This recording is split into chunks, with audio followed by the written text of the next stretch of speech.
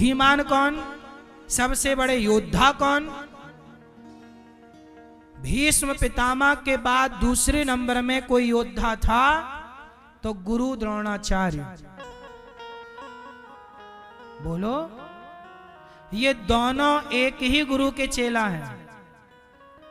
गुरु द्रोणाचार्य और भीष्म पितामह, इन दोनों के गुरु कौन हैं? परशुराम जी। ये दोनों एक ही गुरु के शिष्य हैं। तो सबसे अधिक शक्तिशाली पितामह, दूसरे नंबर ये गुरु द्रोणाचार्य वो हैं जिन्होंने अर्जुन को धनुष पकड़ना सिखाया है। बोलो हाँ। गुरु द्रोणाचार्य परम बलवान, परम विद्वान, पर इनकी ताकत दुर्योधन को बचाने में खर्च हो रही है, गलत को बचाने में। इसलिए इन सबको अधर्म से मरना पड़ा, क्योंकि ये पक्ष भी अधर्म का ले रहे थे। आपके पास कितनी भी ताकत हो, पर आप यदि अधर्म के साथ हैं तो आपको हारना पड़ेगा। इसलिए कहता हूं, कभी अधर्म के साथ ना खड़े होइएगा, गलत के साथ ना खड़े होइएगा।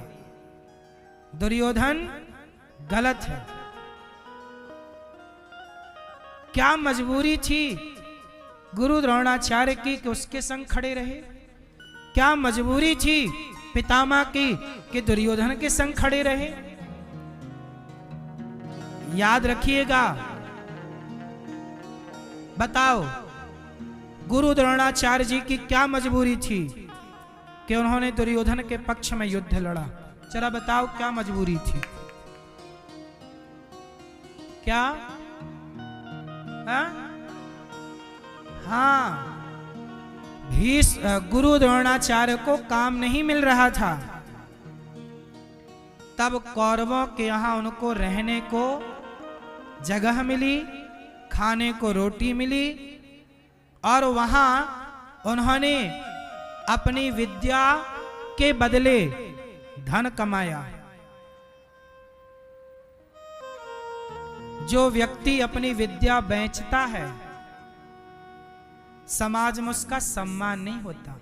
गुरु द्रोणाचार्य इतने बड़े विद्वान थे, पर गुरु द्रोणाचार्य का समाज में सम्मान नहीं है। क्यों? क्योंकि उन्होंने, वो इतने योग्य थे, पर उन्होंने अपनी विद्या को बेच दिया।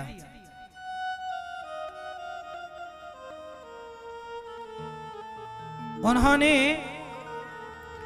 राजाओं का अन्न खाया, जबकि आपने देखा होगा दशरथ जी के गुरु वशिष्ठ जी, वशिष्ठ जी अयोध्या में नहीं रहते थे। राजा दशरथ जी का अन्न नहीं खाते थे, वो अपना जंगल में रहते, अपना गुरुकुल चलाते, और जो भिक्षा में मिलता वो पाते। उन्होंने पढ़ाया राम को।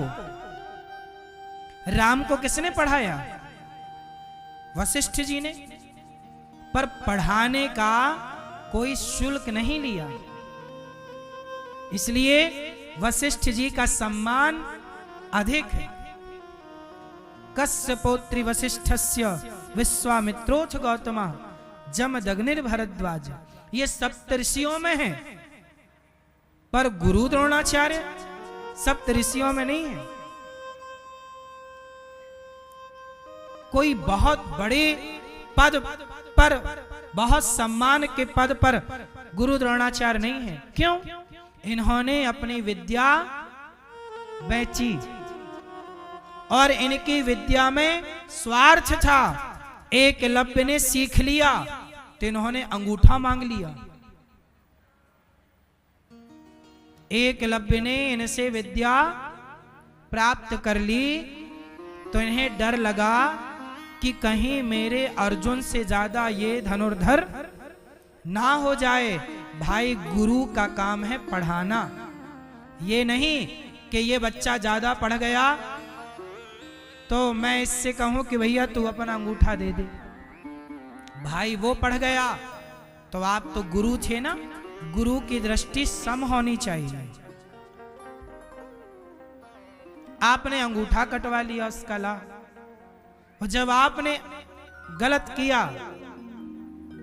किया ना, विद्या बेची,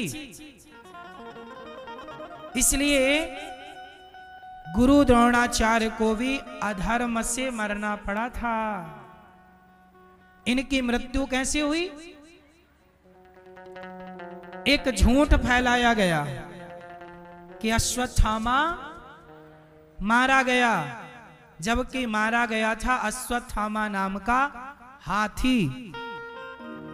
इन्हें लगा कि अश्वत्थामा मतलब इनके बेटे का नाम अश्वत्थामा था, तो इन्हें लगा मेरा बेटा मारा गया।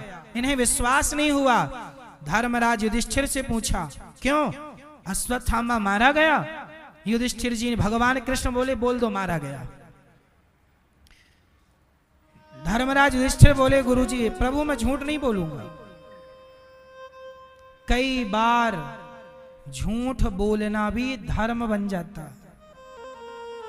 कुछ परिस्थितियां ऐसी बनती हैं जहां झूठ भी सच से ज्यादा महान हो जाता। इसलिए शास्त्र कहते हैं कि कुछ जगह पर झूठ बोलना सही है। इसका मतलब ये नहीं कि आप झूठ बोलना स्टार्ट कर दो। बताओ कहां कहां झूठ बोलना सही है? शुक्राचार्य की नीति के अनुसार स्त्रीसु नरम विवाहे चा वृत्यर्थे प्राण संकटे। कुछ जगह ऐसी हैं जहां झूठ बोल देना चाहिए। क्यों भैया? झूठ बोलना पाप है, पर कुछ जगह ऐसी हैं जहां झूठ बोलना भी पुण्य है। कहां बताओ? हैं? यदि आपके झूठ बोल देने से, अब महाभारत में क्या हुआ कि गुरु द्रोणाचार्य ना क्रोध में आकर पांडवों की निर्दोष सेना को मारे जा रहे थे। मार देते। बलवान तो थे ही ना, शक्तिशाली तो थे ही गुरु द्रोणाचार्य। एक से बढ़कर एक ताकत उनके पास शक्तियां थी। मार रहे हैं सबको। भगवान बोले बचाओ सेना को। कैसे बचेंगे? बोल दो कि अश्वत्थामा। धर्मराज युधिष्ठिर बोले नहीं, मैं नहीं बोलता। भीम से कहा जाओ हाथी को मार दो अश्वत्थामा नाम के। मार दिया हाथी को। बोले अब तो बोल दो कि मारा गया। गुरु द्रोणाचार्य ने सुना कि अश्वत्थामा मारा गया। धर्मराज बताओ मारा गया? तब धर्मराज ने कहा अश्वत्थामा मारा गया, पर बाद में बोल दिया नरोवा कुंजरोवा। तब तक भगवान ने शंख बजा दिया, तो सुनाई नहीं पड़ा गुरु द्रोणाचार्य को। धर्मराज ने यह बोला कि हाथी मारा गया कि नर मारा गया, ये आप समझो। अब गुरु द्रोणाचार्य ने पुत्र के वियोग में छोड़ दिया धनुष बाण। तब आया धृष्टद्युम्न, और धृष्टद्युम्न ने गुरु द्रोणाचार्य की हत्या कर दी, सिर काट दिया। क्यों? अधर्म से मारे गए गुरु द्रोणाचार्य। क्यों मारे गए? क्योंकि इन्होंने भी किसी का अंगूठा मांगना ये धर्म था क्या? जब आपने अधर्म किया है तो आपके संग भी अधर्म होगा, तैयार रहिएगा।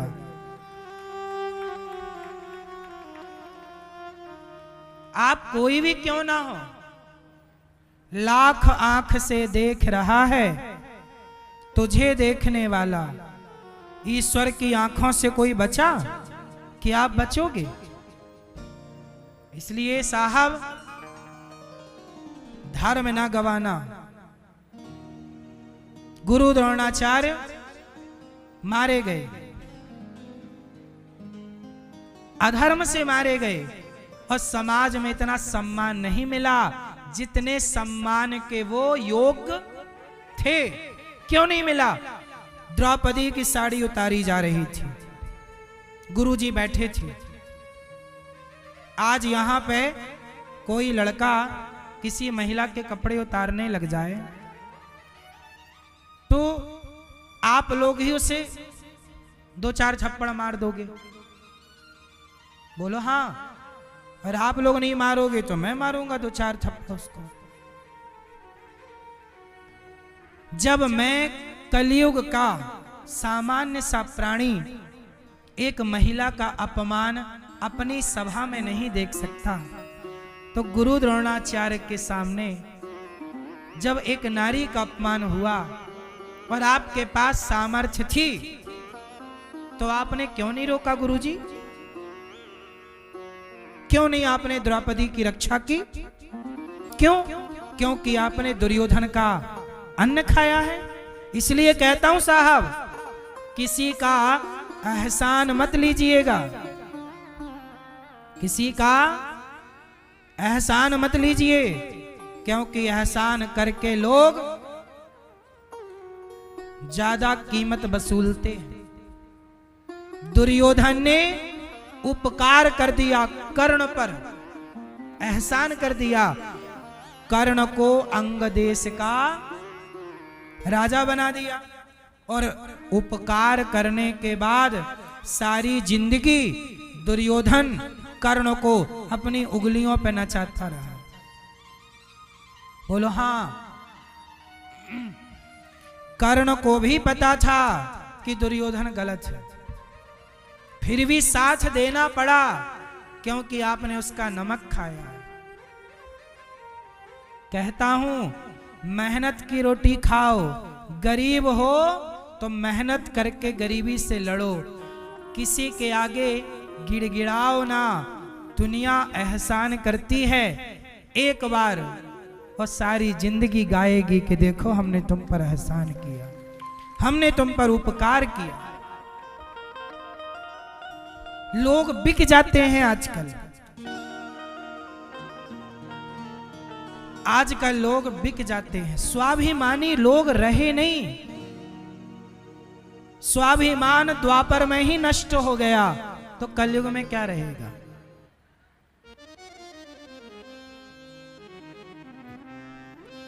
आजकल देखो नेता लोग साड़ी बांटते हैं चुनाव के पहले, माताओं की भीड़ लग जाती है एक साड़ी के लिए। 100 रुपया की साड़ी के लिए तो मर जाती हो। 100 रुपए में तुम्हारा स्वाभिमान बिक गया। देखा कि नहीं आप लोगों ने? कोई सोना भी बांटे तो हमें क्या, हमारी मेहनत का हम लेंगे। कोई सोना बांटे चांदी बांटे हम नहीं जाते लेने, हम मेहनत करके कमाएंगे वो हमारा है। तुम बांटोगे हमें नहीं चाहिए। स्वाभिमानी बनो साहब, ऐसे तो लोग तुम्हें 100 रुपए 1000 रुपए में खरीद लेंगे। आज साड़ी दी किसी ने, कल तुम्हें कोई सोने की अंगूठी दे, आप कहो वाह मेरे पड़ोसी ने मुझे सोने की अंगूठी। ये बताओ कि कोई तुम्हें क्यों देगा सोने की अंगूठी? और देगा तो बदले में कुछ लेगा, और जब